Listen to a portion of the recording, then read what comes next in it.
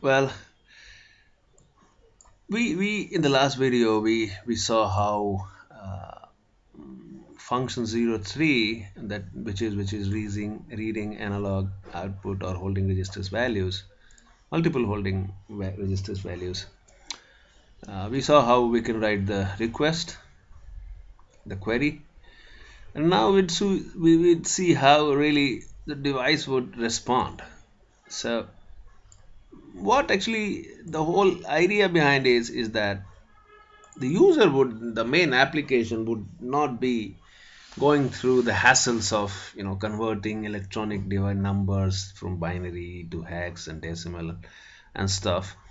The user application wants everything in human understandable format, and this is of course not human understandable. So this is what is the driver's job. So once the driver writes these numbers to the serial port, the device, the PLC, the program inside PLC, actually it will go to the, if it isn't 485 implemented device, usually they'll have a device such as Max 485 or 3485 differential, 485 to uh, USART chip. That chip actually makes it possible so that the main CPU comes to know about gets receives these bytes, and they'll usually have an USART, asynchronous USART, which will typically read these values and put it inside a circular buffer, so that the main program will come and read these values, and main program will try to interpret it. Main program would come to know that, okay, am I device 11? Yes. Is this a valid function code? Yes. Do I have these memory addresses? Yes. Do I have three memory locations after this memory address? Yes. And then is this the CRC, means they calculated CRC, right? So they calculated the CRC of this, so main program will have to plug zeros up here and then calculate the CRC, just like my HMI would do. And then they'll come to know that, okay, when they calculate and they come up that their higher byte is 76 in hex and lower byte is 87 in hex, then they'll understand, the main program inside that the CPU would understand that, this is a pretty valid query, means CRC did not fail, means there was no data corrupt, and these are valid memory addresses. And so main program will then go and fetch the values of these many registers, starting from offset 6B and three numbers of them. So once the circular buffer is failed, the main program will do all this calculation. Actually, main program is written in a way that if at all I get to write some of the firmware, if at all, I'll share some other day if possible, how do I write my PLC side firmware. But what essentially you do is that you make a circular buffer in which the interrupts fire, the USART incoming interrupt fires and adds these values, and then you come to know that, okay, these are the values you have. Main program takes a look, it interprets. If at all it finds any discrepancy or any problem, it will send you an error code. Otherwise, it will give you the data. For the moment, let us assume that driver is working fine, and there is no errors generated as such.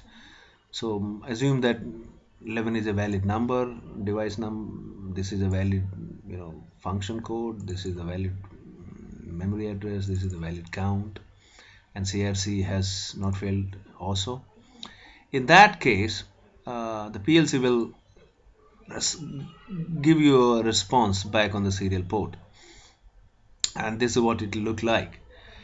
and the software and the driver we are writing has to understand this and has to interpret uh, to an human readable value, and so that this is very much electronics. All data are like hex, and then one has to understand and present it back to the main program, which is least bothered about all these electronic details and all this stuff.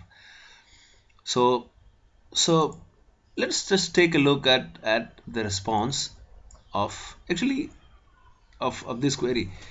Just be aware that this is the right response. I mean, if something goes wrong, the device will send you an error response, yeah, which and it will give you the device ID here, okay, and it will add 80 hex 80 to this number, so that will be 83, and then it will send you the error code here, and then it will send you the CRC. Sorry. So how many bytes? That's 1 2 3 2. That will be 5 bytes. So if you send a query and you see that you've got 5 bytes in response, you got to be checking. It could be that device you messed up, and that device is sending you that, okay boy, you are messed up,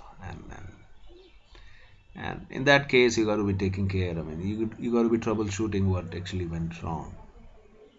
In our case, let's assume that everything went right, so that device gives you a good response. And the way it responds is I mean, let's take a look. I mean, how the protocol wants the response to be. So this first, once you send the bytes and you wait for some time, the propagation time, and you give some time to the PLC so that it will do all the calculation, and the real-time operating system inside the PLC will do all the calculation, do all the check, and it will give you data back over your 485 line, and then you read it and put it inside an array, and then you see that, okay, is the first is the first byte 11, means the way it has to go is that you will get the echo. So if the device is if the this query was supposed to be answered by device number 11, right? 11 in hex. So when device number 11 will reply, it will first send it device ID, meaning, hey, I'm device number 11 replying. And if everything went right, the device will send you the same error code. It'll echo its device code, device number, slave ID, and at the same time the function number you asked for. So 03 was the function code which was reading holding registers, and then it will say, okay, no, I'm doing the same function. That means we are sync, nothing has gone wrong. If you get 83, something is messed up. In this case, it's not. And then device will send you how many data bytes am I sending. Look, we asked for 3 memory locations. That has to be 6 bytes, and that is what it is saying, that I am sending you 6 bytes of data. And this is quite an useful information, because you have fired a query, and then how would you know that you are not waiting for in response, or how would you know that the portion of response has completed? How would you know that you are just expecting 20 bytes as your response, or maybe 30 bytes as your response? Yes, you asked for 3 bytes, right? You asked for 3 bytes of data, right? Sorry, 3 memory locations of data, which comes to be this.